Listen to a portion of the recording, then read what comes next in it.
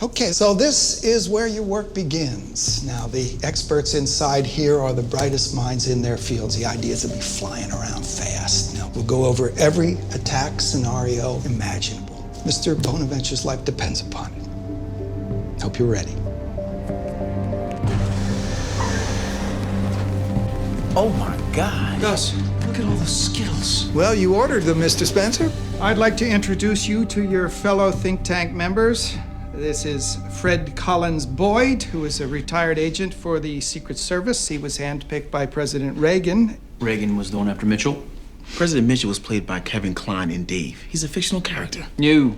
Dave was a fictional character who looked exactly like President Mitchell. Yes. And Svetlana Progoyevich, formerly an independent contractor working with various government agencies, including the KGB. She's now working for the American government in a preventative capacity. Independent contractor, does that mean that she was... Hit women? Yes. Oh, I probably shouldn't try. Yes, don't even think about it. And rounding out our team is Alan Zenick, who graduated from MIT and is now a leading crime statistician dealing with odds and probabilities. I see. But didn't Winnie from the Wonder Years also do that? And wouldn't it have been way cooler to have her instead? And I'd like to introduce you to Shawn Spencer and Burton Guster, who started a psychic detective agency just 4 years ago and have since solved an impressive number of cases for the local police department. Gentlemen, have a seat. Yeah, it's all right.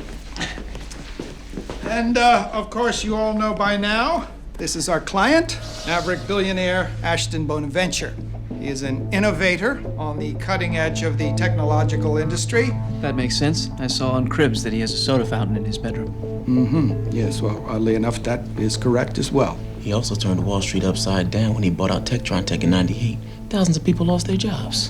Mr. Guster is on point, actually. You do not do as well as he has done without leaving a tidal wave of enemies in your wake. And there have been 3 attempts on Mr. Bonaventure's life in the last 2 years. It has become painfully apparent that there are blind spots in his security detail, and it is your job to tell us what they are. But if a bad guy can do it, I want us to have considered it beforehand. Any questions? Yes, I have a question for the statistician formerly known as Kenneth Branagh.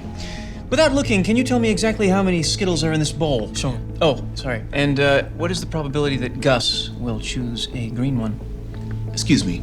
What brings Mr. Bonaventure to Santa Barbara? Well, the purpose of the visit is the company's annual board of directors address and to announce the rollout of a major new product. Perhaps we should hear the rest from Mr. Bonaventure himself. Hello, team. Thank you for participating. I can't imagine what it's like to be in your shoes right now, having your responsibilities. Just know that I will do whatever I can to help you keep me alive out there, all right? Yeah, well, we're here to serve you, sir, so relax. We're on top of it. Mr. Bonaventure? Spencer, Sean Spencer here. Do you think that there is a market for a comb that works while you sleep? You have to push the button to talk. Oh, can you, And no, I'm not going to ask him again. Scrooge on me, did you hear that? Okay, well, if there's nothing more, let's get to work.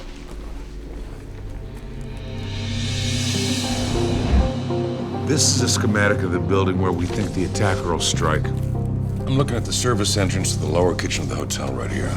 It is off limits. You cannot control a working environment with that many moving pieces. I agree. Most breaches would occur in that kitchen. The only tactic here is to make the security team look the other way. Give me that map. I'll show you. Sean, we're not participating. Gus, they might as well be speaking Australian. Now look, it's like part giraffe, part Loch Ness monster. Say something.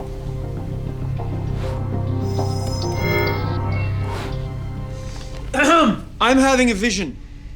Mr. Snowden. You still care for her very deeply, don't you? Yes, that's correct. Svetlana, you recently moved into a new residence, did you not? Congratulations, very sexy. Lava lamps, yes? What does that have to do with anything? I'm not sure yet, Boyd.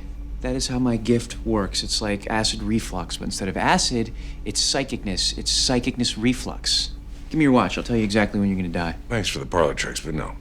Mr. Spencer, if you don't mind, we're trying to figure out what we're supposed to do if bullets fly in this tight kitchen proximity here. So if you don't have anything on topic... Under siege, Seagal used a spatula to deflect bullets. So you're saying we arm our people with spatulas? No, I'm saying it's pretty cool, and he's above the law again. Well, I calculate the probability of that occurring to be 0.0%. Okay, let's switch to explosives as a present threat. Well, I've seen tiny plastique explosives in cell phones. How crude and inaccurate. Getting the phone to the target is difficult enough. Getting them to use it is not predictable. And how do you target your mark? Well, personally, I'm quite fond of poisons. So a cell phone isn't predictable enough, but a poison is perfectly reliable. Is that what you're saying? I use skin contact. I spray it directly on them. It's as if I sneezed and then it's, how do you say, good night, Charlie. Gus, how bad do you wish you were Charlie? She's a killer, Shawn. She kills people. But how bad? Really bad.